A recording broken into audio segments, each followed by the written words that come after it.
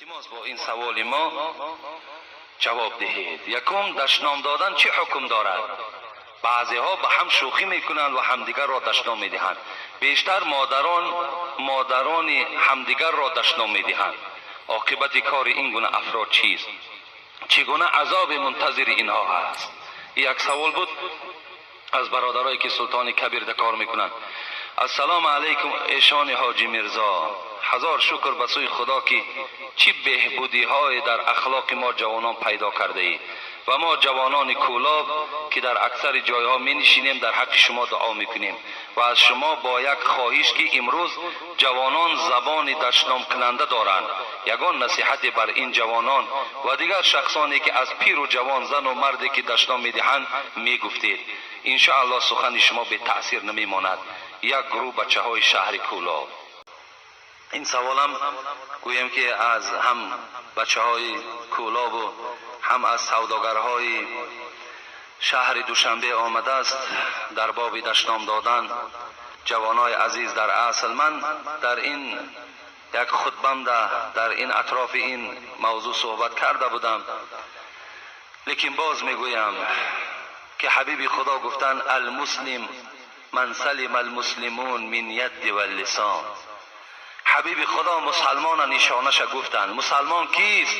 حبیب خدا گفتن مسلمان آن کسی هست که از دست و زبان او کسی آزار نمی یابد. مسلمان کی بوده است؟ کسی که از دست و زبانش هیچ کس آزار نیابد. نه به دست نه به زبان کسی را آزار نمی دهیم. این علامت آدم مسلمان بوده است. آدمیت چیست؟ خود را دور از شر داشتن. شیخ سعدی آدم بیان کرده ایستاد است. آدم کیست؟ آدمیت چیست؟ یا آدمیت کیست؟ خود را دور از شر داشتن، خیرخواه خلق بودن، نفع بیزر داشتن. حضرت گفتن آدم آن کسی هست که از ضرر رسانیدن بر مردم خودش را محافظت میکند و آدم آن کسی هست که فقط فایدهش به مردم میرسد، ضرر او به مردم نمیرسد. اینا گفتن آدم میگویند. ببینید، اگر ما خواهیم که در جمله آدم باشیم، اگر خواهیم که در جمله آدم مسلمان باشیم، از روی حدیثی که در اول خواندم، باید که ما زبان آزاردهنده نداشته باشیم. من آدم گفته هستی کل جنبان. و حضرت مولوی جنون خدا رحمت کند بسیار گویم که شاید غضبناک شد. یگان شخصی را پرسید آدمی؟ گفت بلی. همین تک کلش جنبان. گفت بلی آدم. گفت یگان آدمی خیلی نادرست بوده است، خیلی آدمی دشنام کننده بوده است که پرسیده است من آدم گفته هستی کل جنبان، چرا داری مزاج خوی حیوان؟ چرا تو گفت طبیعت حیوانی داری؟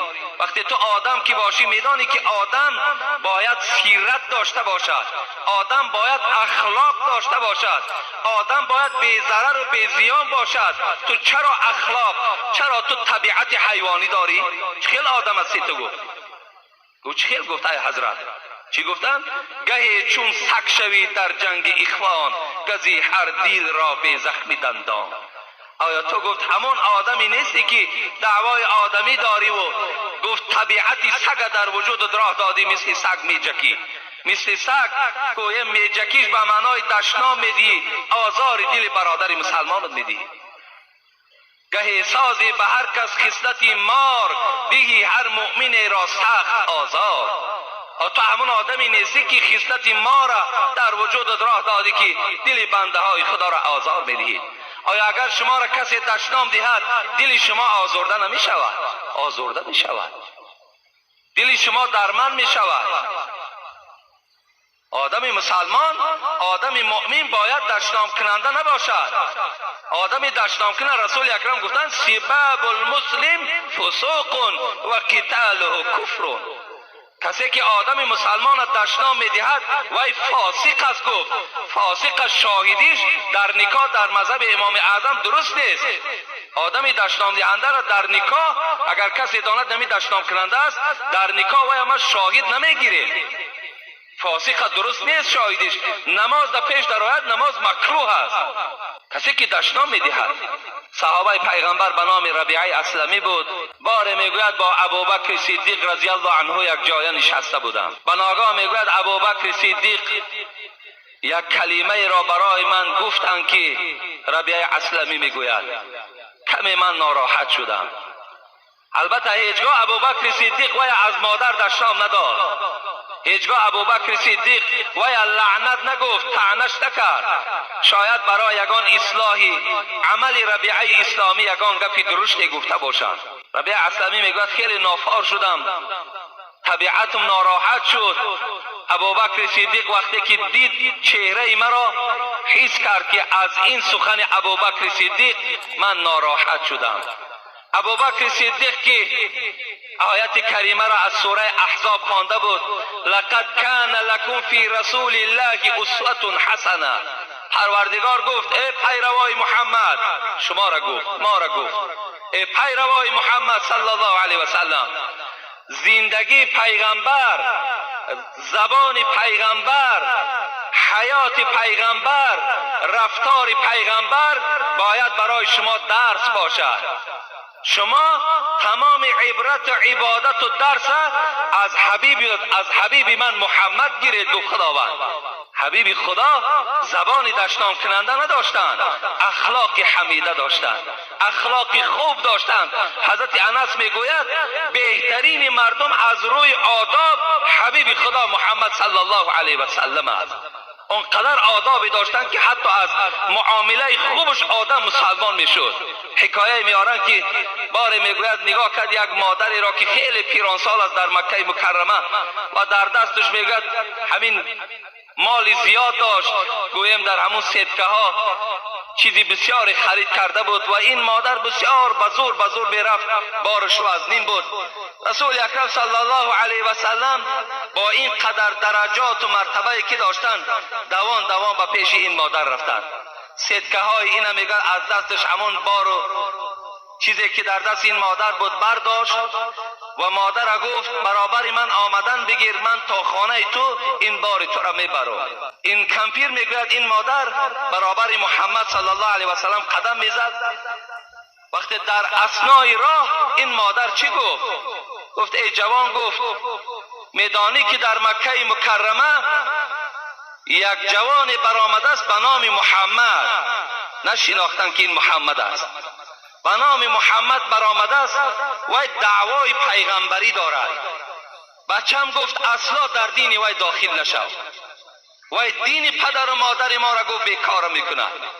رسول اکرم صلی الله علیه و سلم در برابر این سخن مادر چی گفتن؟ گفتن ای مادر، گفتن همان محمدی که تو میگویی که دین وی دین ناحق است، در دین او داخل نشو، همون محمد من هستم. گفت این مادر گفتن تو هستی؟ گفت بله من هستم. گفت اگر همون محمد تو باشی و این اخلاق و این رفتاری که از تو میبینم، قسم بر خدای تو که من به تو ایمان آوردم. ببین از اخلاق رسول اکرم، از رفتار و زبان شیرینش، یک مادری که گویا مشرک بود اسلام قبول کرد. رسول اکرم صلی الله علیه و حضرت ابوبکر صدیق این آیت را از سوره احزاب خوانده بود که برای شما باید رسول اکرم حیاتش، رفتارش، گفتارش الگو باشد، درس باشد. در حال میگوید به طرف ربیعه اسلمی چی گفت؟ ای ربیعه، گفت در برابر این سخن درشتی که من بر تو گفتم تو هم بر من بگو تا که برابر شوی. ابوبکر صدیق بهترین انسان بعد رسول اکرم، شخصی که با دو نفر پروردگار سلام فرستادگی است، یکی ابوبکر است، یکی حضرت خدیجه است، خسوری رسول اکرم صلی الله علیه و سلم، یکی از عشره مبشره. در حال حیات رسول اکرم گفت یا ابوبکر انت فی الجنه، تو جنتی هستی. امین ابوبکر صدیق چی گفت در برابر این سخنی که من گفتم؟ ای ربیعه، یک کلمه را تکرار کن که باید برابر شوی. ربیعه اسلمی گفتن نه، گفتن من نمیگویم. گفتن رسول حضرت ابوبکر چی گفتن؟ گفتن قسم به خدا اگر در برابر این سخن من چیزی بر من نگویی، به رسول اکرم گفت من تو را خبر بدهم، نزد رسول الله از پشت تو گله میکنم. خیس از جاش میگرد نزد رسول اکرم رفت. حضرت ابوبکر این بنی اسلمه اولادای ربیعه در اطراف ربیعه نشسته بودن، گفتن عجیب آدم بود، این کی بود؟ گفت هم سخن درشت میگوید، هم میگوید از بالای تو با نزد رسول اکرم شکایت میکنم. ربیعه گفت، این مردم گفت زبان تا نگه دارین، این ابوبکر است. گفت این ابوبکر است. گفت اگر با شرطی که ابوبکر از من ملال شود، رسول اکرم از من ملال می شود. گفت اگر رسول اکرم از من ملال شود، الله از من ملال می شود. از این خاطر گفت زبان حقارت از ابوبکر نگه داره. و حضرت ربیعه میگوید از دنبال حضرت ابوبکر و نزد رسول اکرم آمد. گفت ای رسول اکرم، گفت ابوبکر صدیق یک سخن در برابر من گفت، من ناراحت شدم و مرا گفت مرا دشنام ده، من تا که برابر شوی من دشنام ندادم. رسول اکرم گفتن خوش به حالت ربیعه، اگر دشنام میدادی هلاک میشدی. وقتی ابوبکر دیدی به او خبر بده که خدا تو را معاف کند، خدا تو را ببخشد. از این کلمه گفت در برابر ابوبکر صدیق چیز دیگر نگو. ببین معامله ابوبکر صدیق در برابر یک کلمه که با ربیعه اسلمی گفت که وای در قدر و در منزلت از ابوبکر صدیق پست بودند، لیکن حضرت نخواستند که بالای او چی شود؟ بالای او قصاص در روز قیامت شود. در برابر من دشنام ده. همین آدمایی که امروز دشنام میدهند، کدام او همین معامله ابوبکر صدیق کرده میتوانند؟ هیچ کدامشان کرده نمیتوانند.